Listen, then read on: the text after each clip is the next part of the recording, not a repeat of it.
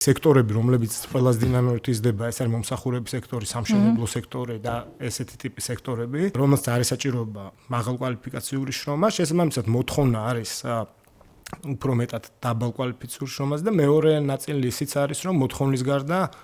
მაგალითად ზედმეტ ესე იგი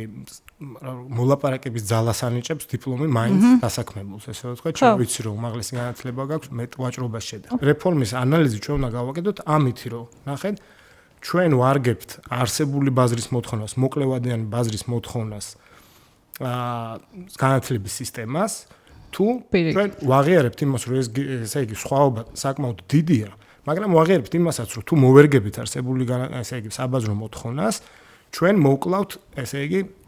გრძელვადიანი განვითარების პერსპექტივას. განათლების ეროვნული კონცეფცია არ გაქვთ, წაკითხულიო, რომ უმეორებდა იქ ხალხს კობახიძეს და მიქანაძეს. აი ეს რაღაც წერია, რომ კერძო სექტორთან თანამშრომლობის საფუძველზე უნდა განხორციელდეს შრომის ბაზრის სიღრმისეული ანალიზი, რომელსაც დაეფუძნება სახელმწიფო დაკვეთა უნივერსიტეტებზე კვოტების რაოდენობის განაწილებისას. პირობითად სახელმწიფო ელაპარაკება, რა ვიცი, Evolution Georgia's ხო, რა ყველაზე დიდი დამსაქმებელი ამ წუთას საქართველოში 8000-ზე მეტ ახალგაზრდას ასაქმებს